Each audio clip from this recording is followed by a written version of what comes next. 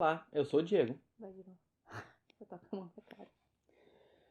Olá, eu sou o Diego. E eu sou a Bia. E hoje a gente vai contar a experiência da nossa primeira gravidez. Então, eu engravidei a primeira vez do Davi quando eu tava no último ano do ensino médio. E eu tava no final, né, do ano. Era outubro? Novembro. Novembro, mais ou menos por aí. E eu comecei a desconfiar que eu tava grávida, né? Então já comecei a ficar desesperada, né? Porque, né? Todo mundo Ai, fica. quem não estaria, né? Porque eu pensava assim, poxa, eu tô no último ano do ensino médio, ano que vem eu vou começar a minha faculdade, vou começar a trabalhar e vou comprar carro e casa e, né? E agora com o bebê, o que que eu vou fazer com uma criança, né? A minha vida acabou? Vou fazer o quê? Então, eu fiquei realmente desesperada, literalmente desesperada, sem saber o que fazer, como fazer, por que fazer. E Os dois ficamos. nós dois Porque ficamos. eu tava no final do meu primeiro ano de faculdade, tava pensando a mesma coisa, tava pensando em estágio. Eu ainda não trabalhava, eu não tinha como me sustentar direito, eu mal conseguia dinheiro pra gente sair. Uma criança era uma situação muito desesperadora. Eu lembro que eu perdi vontade, assim, até de ir pra aula, assim. Eu tava muito, muito mal mesmo, assim. Eu não conseguia pensar outra coisa que não fosse a minha vida acabou. Meu pai vai me matar, minha mãe vai me matar. E eu não. Isso era a única coisa que se passava pela minha cabeça, assim, que não ia ter jeito. E eu não tinha noção nenhuma, né? Porque. E eu ainda falava das outras pessoas, né? Que, porque, fulano engravidou, bem feito, né? E depois que eu engravidei, né, eu vi que não era bem assim. Ainda era fim de ano, tinha viagem marcada, Naquele ano, formatura marcada. no Então, final daquele ano, no mesmo ano, em setembro, meu irmão se mudou, ele foi morar fora, e eu e a minha mãe, a gente ia visitar ele. Aí, imagina que viagem maravilhosa que foi, né? E eu não tinha contado pros meus pais ainda, eu não tinha criado coragem, né? Então, durante a viagem inteira eu passei muito mal, muito mal. E eu tinha desculpa de que era da viagem, né? Não que era da gravidez. Então, e nas fotos eu aparecendo com aquela barriga assim, eu não como se não tava fosse nada. aparecendo Nossa, ainda. comi demais, né? A gente demorou um pouco pra contar, principalmente pros pais dela. Aí ela ficou um pouco assustada, eu quis proteger ela. Mas aí chegou uma hora que não dava mais. A gente contou pra minha mãe porque a gente precisava de ajuda pro pré-natal. Porque o pré-natal é algo muito importante. E na primeira gravidez ela era menor do que ela é agora, era mais magra, então tudo isso podia influenciar, ela podia ter algum problema, ela podia ter ah, anemia, uma anemia grave porque ela não se alimentava direito. Então eu contei para meus pais aceitaram muito normalmente, muito tranquilo, porque eles já tinham quatro sobrinhos, quatro netos antes, meus irmãos já tinham filhos. Então minha mãe ajudou, a gente foi no posto de saúde, marcou tudo, fizemos todo o pré-natal, achamos um médico, como é que é o nome? Médico? Obstétrica. Um obstetra. Então depois de tudo isso, de tudo tá tudo encaminhado que a Bia criou coragem de contar pros pais dela. É. Criei coragem entre aspas também, né? Porque não foi exatamente. Eu contei mais por obrigação, assim, porque na minha cabeça eu ainda pensava assim, eu não vou ter esse filho. Mas eu não tinha coragem de fazer alguma coisa de ruim, né? Porque, né? Eu não sou uma pessoa ruim. É, Assim, eu não. Eu pensava. A única coisa que eu pensava é: eu não vou ter esse filho. E ponto final. Mas pra mim não importava como que eu ia fazer. Só que eu não ia fazer nada. E Então foi bastante complicado, assim, pra mim. Eu lembro que, nossa, eu chorava todos os dias, assim, se eu tava sozinha, eu tava chorando. E foi muito, muito, muito difícil mesmo. E eu contei, o dia que eu contei pra minha mãe, lógico que a minha mãe já tava desconfiada, né? Porque mãe sempre sabe, né? Aí, nesse dia eu lembro que eu ia ser efetivada no meu trabalho, que eu tava em experiência. Aí eu ia ser efetivada e só que eu pensei assim, é sacanagem, né? Tipo, eles vão me contratar e eu tô grávida e eu não vou contar nada. Aí eu tava no trabalho e tal. Aí a moça que era minha chefe, né, ela veio conversar comigo e falou assim, ó, a gente gostou bastante do teu trabalho e tal, e a gente tem interesse em te efetivar. Aí, na hora, assim, já me deu uma coisa muito ruim, assim, eu pensei, meu, e agora o que eu vou fazer, né?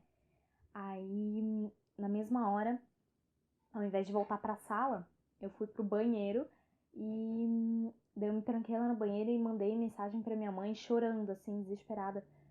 E eu falando pra ela que realmente eu tava grávida e tal, né? Que ela já tinha conversado comigo, ela já tinha perguntado de uma forma não muito delicada e que já tinha me deixado bem assustada por isso, com medo, né, de contar. E aí eu mandei mensagem pra ela e ela só me respondeu assim: estou dirigindo, depois conversamos. Aí eu pensei, morri agora, né? Ela vai vir aqui, vai me bater? Daí passou um tempo e a, a encarregada lá, né, ela me ligou e falou que era pra eu ir lá na sala dela. Aí eu pensei, quer ver que a minha mãe vai estar lá falando com ela?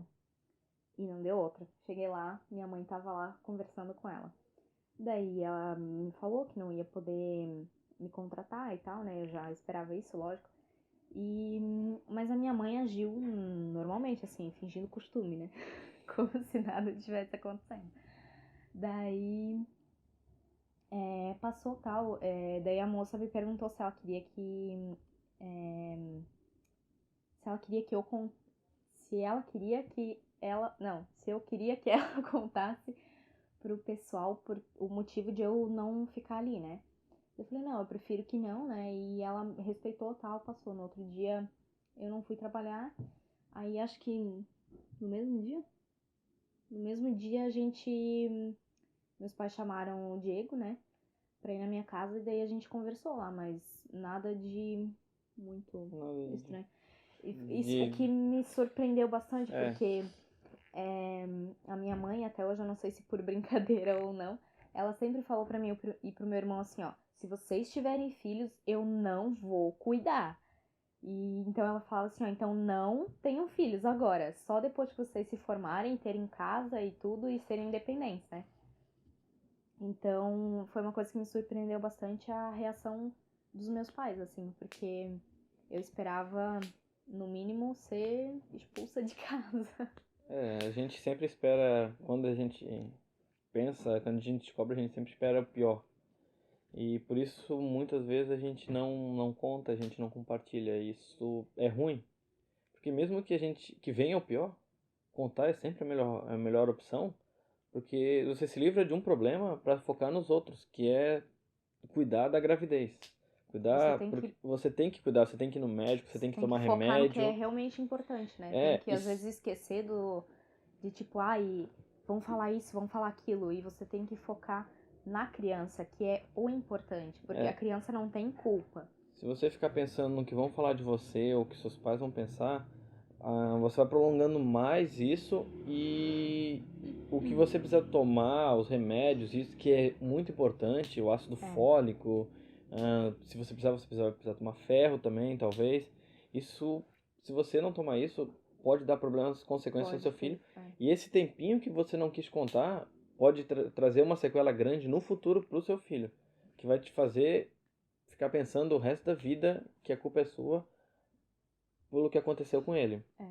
Então, às vezes, é melhor você levar um xingão e contar logo do que ficar esperando, esperando, sendo que você pode prejudicar seu filho, né? É. E eu a gente deu muita sorte porque quando eu contei eu já tava com 5 meses de gestação. Mal tinha começado o pré-natal. Eu já tava indo pro 5º mês de gestação e eu tinha ido em uma consulta. Então a gente deu realmente muita sorte, assim, porque né, é uma coisa extremamente importante, porque poderia ter acontecido uma série de problemas que eu não saberia, e com 5 meses já é um estágio bem avançado que talvez não pudesse reverter, né? Sim. E se você é homem, foque sempre em contar primeiro pros pais dela. Mesmo que seus pais sejam bravos e você acha que eles vão te expulsar de casa, para homem é tudo muito mais fácil na gravidez. Porque não é em você que tá o filho. Então foca em contar pro pai dela, em dar força para ela. E depois, se você for expulso de casa, viaduto a gente tem um monte por aí. Lugar para dormir não vai faltar. Você vai ter um amigo que vai te ajudar. Até seus pais estiverem na cabeça. Porque nenhum pai expulsa filho de casa por ter filho. E depois eles podem ficar a gravidez inteira fazendo birra. Mas depois que nasceu, a primeira vez que eles olharem pro neto, eles vão se derreter. Não existe avó que não goste de neto. É verdade. E depois que a gente definiu como que seria o parto, chegou o grande dia, né? E nesse dia eu lembro de... Eu tava ao mesmo tempo nervosa e tranquila, não sei, estranho. Eu tava, na verdade, ansiosa, né? Que eu queria muito ver ele, como que ele ia ser. E eu tava tranquila porque, não sei, mas eu Eu já estava bastante apreensivo. Eu lembro que eu não dormi no dia anterior. E o Miguel ia nascer, Davi. o Davi, e a gente ia pro hospital às 7h30 da manhã. Eu não consegui dormir, porque, era o dia mais importante da minha vida. Meu filho ia nascer e, mesmo não tendo perigo nenhum, a única coisa que passava pela minha cabeça era em ter os dois, não ter só um. Porque mesmo que eu não tivesse perigo, não tivesse cordão no pescoço, nem nada que pudesse botar em risco o parto, o medo ainda existia. Até acontecer o parto, esse medo ia continuar comigo. É uma situação nova, né? Tu não sabe o que esperar porque nunca passou por isso, né? É. Aí sempre fica aquela apreensão assim, mas e se acontecer alguma coisa, né? Se algum imprevisto, isso. É Mas normal, né? ainda bem, não aconteceu nada, Eu fui, correu tudo nossa, bem tranquilo. tratada extremamente bem, assim, o pessoal muito atencioso, muito prestativo porque eu nunca tinha sido internada no hospital, né? Então eu nunca tinha tido experiência assim. Só que daí a gente ouve, né? Ah, que fulano aconteceu isso no hospital, que ciclano não sei o que lá no hospital. Aí a gente fica meio assim, né?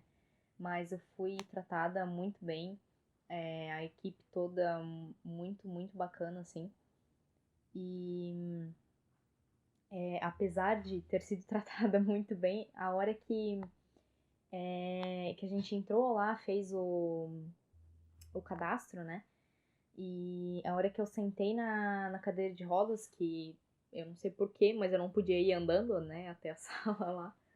Aí eu sentei na cadeira de rodas e eu comecei a chorar muito, assim, muito, muito, muito. Até o enfermeiro falou assim, moça, você tá bem? Aí eu falei, não! E chorando, chorando, chorando, assim. Veio uma emoção muito, muito forte, assim, na hora que eu não consegui controlar, né? Porque aquela era a última hora que ia ser. Ó, vou começar a chorar. Que ia.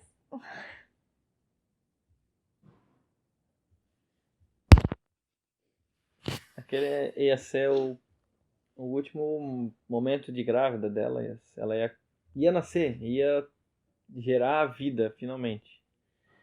E eu também, pra mim, porque eu tive que esperar fora, ela tinha que tem todo um procedimento antes, então eu tive que eu fui no quarto, deixei as coisas, eu tive que me preparar.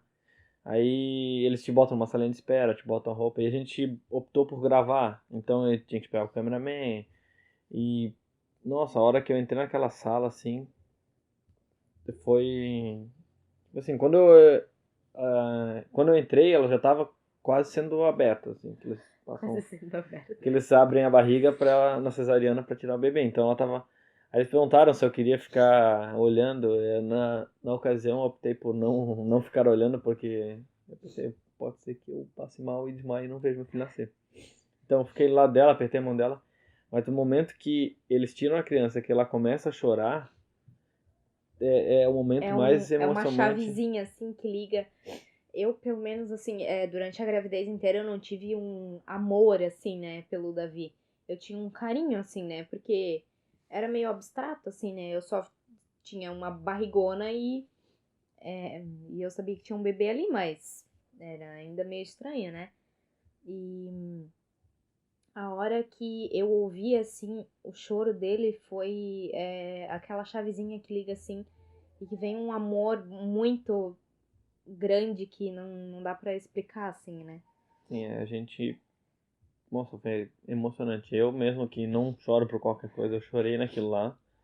E depois que você pega o seu filho, a gente leva ele pra me pesar, limpar e tudo mais, que você pega aquela criancinha, você vê o que você fez, é demais, cara. Porque, assim, ó, em 10 minutos você